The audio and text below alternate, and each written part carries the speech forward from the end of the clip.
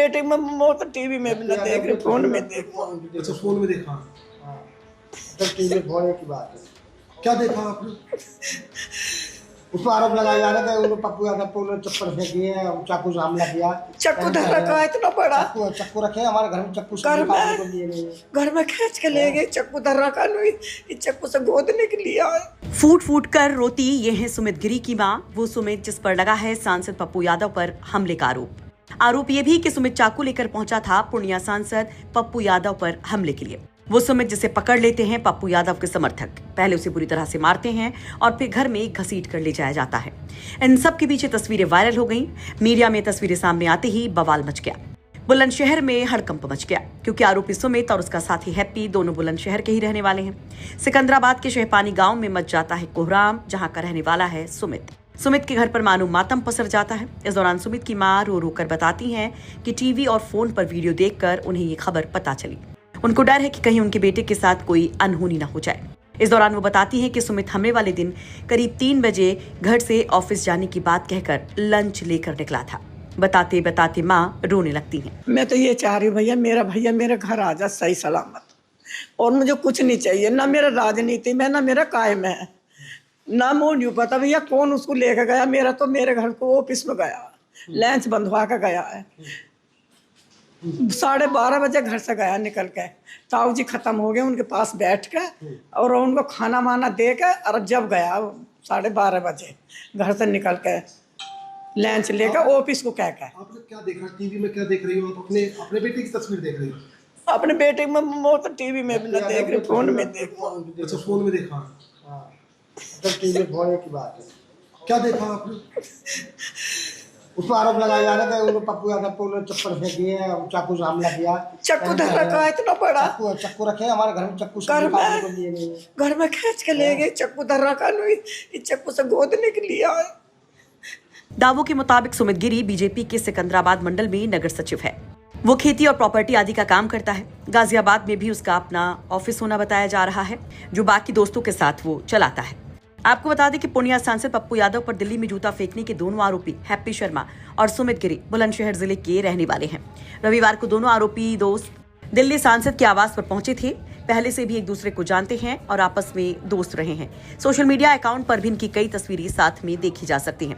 आपको बता दें कि बिहार के पूर्णिया सांसद पप्पू यादव भगवा कपड़ों में राम मंदिर चढ़ावा चोरी मामले में सरकार को घेरने के लिए संसद में स्वांग रचते हैं, सियासी प्रहार करते हैं, जिसमें राहुल गांधी से लेकर सपा के अयोध्या सांसद और बाकी सांसद भी शामिल होते हैं। इसके बाद कट जाता है बवाल। एक और संत समाज खोल देता है पप्पू यादव के खिलाफ मोर्चा, बता देता है इसे सनातन पर प्रहार, तो वहीं बीजेपी समर्थक भी सोशल मीडिया पर पप्पू यादव और पूरे विपक्ष को घेरने लगते हैं। इन सब के बीच पप्पू यादव पर उनके ही दिल्ली आवास पर हो जाता है हमला, तो मच जाता है हाहाकार। दरअसल जब पप्पू यादव प्रेस कॉन्फ्रेंस कर रहे थे तो उनके ऊपर जूता फेंका जाता है।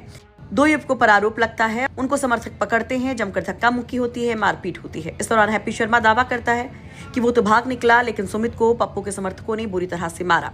चाकू जैसी बात से भी वो इनकार करता है और कहता है कि जानबूझकर पप्पू के समर्थकों ने ही ये बरामदगी दिखाई है। नहीं, वो चाकू अपनी तरफ से दिखा रहे हैं, कोई चाकू नहीं था, हम पे कुछ नहीं था, केवल जेब में फ़ोन थे, पैसे थे, गाड़ी की चाबी थी।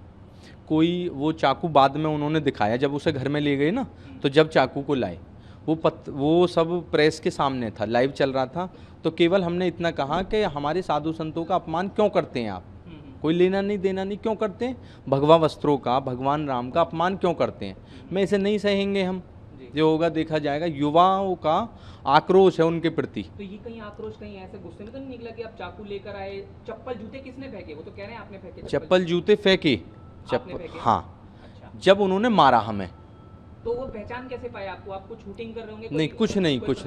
नहीं, हमने उनसे केवल इतना कहा, प्रेस चल रही थी, मैंने कि पप्पू यादव जी हमें ये बताइए, आप हमारे साधु संतों का अपमान क्यों करते हैं?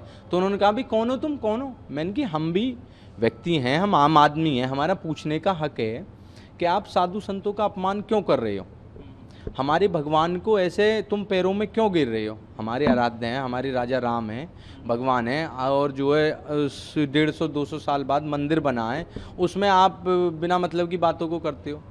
तो क्या आप टाइम लेकर गए थे उनसे? क्योंकि देखिए सांसद से तो टाइम लेकर ही जाया। नहीं, कोई टाइम लेके नहीं गए थे हम जी, टाइम लेके नहीं गए थे। वहाँ उनका वो प्रेस वार्ता चल रही थी, तो हम वहाँ पत्रकार जा रहे थे, तो उसमें हम भी चले गए। अच्छा। तो अब क्योंकि आप एक आरोपी के तौर पर हैं, आपके जो साथी हैं वो तो थाने में हैं शायद, जहाँ तक अभी तक की जानकारी मिल रही है, तो अब पुलिस आपको ढूंढ रही होगी, तो आप क्या सरेंडर करेंगे, आप क्या करेंगे? नहीं, क्या है, देखो कोई कुछ गलत नहीं किया हमने। जी। हमारे साधु संतों का अपमान होगा तो हम ऐसा करते रहेंगे। तो दोबारा आप ऐसा कुछ करेंगे? आप बिल्कुल करेंगे। हमारे साधु संतों का अपमान होगा, देश के साधु संतों का अपमान होगा, भगवान राम का अपमान होगा तो हम करेंगे, कोई दिक्कत नहीं है। जो होगा देखा जाएगा।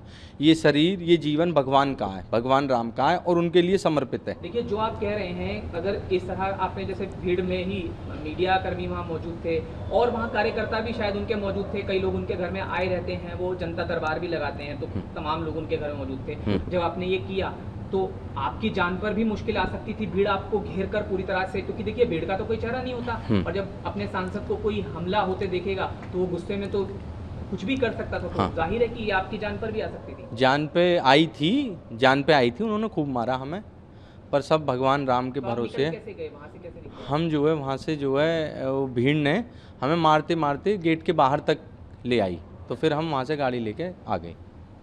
सुमित नहीं आ पाया। तो सुमित को अब आप जमानत कराने की कोशिश करेंगे? हाँ, अब हम जा रहे हैं, वहीं जा रहे हैं, अब जो है उसे लेके आते हैं, क्या होता है। देखिए, एक आखिरी सवाल मैं ज़रूर आपसे पूछूंगा कि अब क्योंकि पुलिस आपको ढूंढ रही होगी, आपने कहा कि आप जो धर्म के लिए हुआ उसके लिए आप लड़ाई लड़ रहे हैं, तो क्या ये सिद्धांत ये भी नहीं कहता कि अगर आप पर कोई आरोप है तो आप पुलिस के सामने जाएं और अपनी बात रखें, चाहे सरेंडर करके रखें? तो कैसा आपके मन में कुछ है? मैं फिर से आपसे पूछ रहा हूँ कि आप करेंगे ऐसा, या कानूनी तौर पर आगे जाएंगे, या फिर ऐसी, क्योंकि भागने वाली नौबत रहेगी आपके लिए? नहीं, भागेंगे नहीं, भागने का क्या मतलब है। हम गए थे वहाँ, सच बात है, पर हम पे कोई चाकू नहीं था, कुछ नहीं था, हम केवल बात करने गए थे। तो चाकू था किसका ये नहीं पता लग पाया? नहीं, हमारा नहीं था, हमें इतना पता है। और भी कोई लोग शामिल थे? नहीं, केवल 2 लोग थे हम। वहीं पप्पू यादव ने इसे जानलेवा हमला और हत्या की बड़ी साजिश करार दिया है। उन्होंने यूपी के नेताओं के साथ आरोपी की तस्वीरें साझा कर राजनीतिक संबंधों की जांच की मांग की है। दिल्ली पुलिस अब इस पूरे मामले की जांच कर रही है। बुलंदशहर से मुकुल शर्मा की रिपोर्ट, यूपी तक। पवन जी, एक बात होती है, क्या आपको कभी ऑफर नहीं आया बीजेपी की तरफ से? बहुत बार आया। आया। कैसा आया? आया।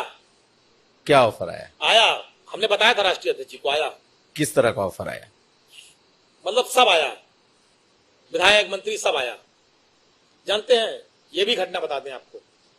हम, मेरे पिताजी, जैसे मैंने राजनीति शुरुआत की तो मेरे पिताजी कभी नहीं चाहते थे, लेकिन जब मैंने राजनीति में मैं प्रवेश कर गया, लखनऊ स्थित उपाध्यक्ष हो गया, तो ये भी बहुत महत्वपूर्ण घटना है।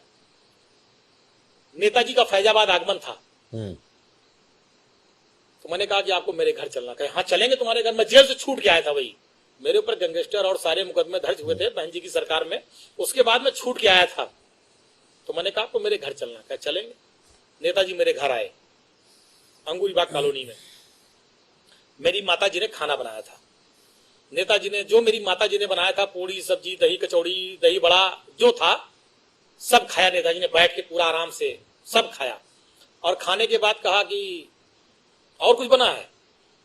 तो हमने मम्मी बुलाया अपनी माता जी को, तो उन्होंने पूछा क्या नाम है आपका? कहने मेरा नाम गीता। कहने बताइए कुछ और बना है? कहने जो बना था सब खिला दिया। फिर उन्होंने, मेरी माता जी ने कहा नेताजी से, ये पढ़ते लिखते नहीं है, क्या होगा इनका? नेताजी ने कहा पवन के कारण आज मुलायम सिंह यादव इस दरवाजे पर आए हैं, और देखना वो एक दिन वो भी आएगा। आज मेरे आने पे डीएम कप्तान बाहर खड़े हैं, एक दिन पवन भी आगे जाएगा, डीएम कप्तान भी बाहर खड़े होंगे, पवन बड़ा आदमी नेता बनेगा। और मुझे नेताजी ने बनाया, उस स्थान पे पहुंचाया। ऐसे थे धरती पुत्र मुलायम सिंह यादव जी। तो उसी दिन से मेरी माता पिता, मेरे पूरा परिवार का एक लगाव है नेताजी के परिवार से।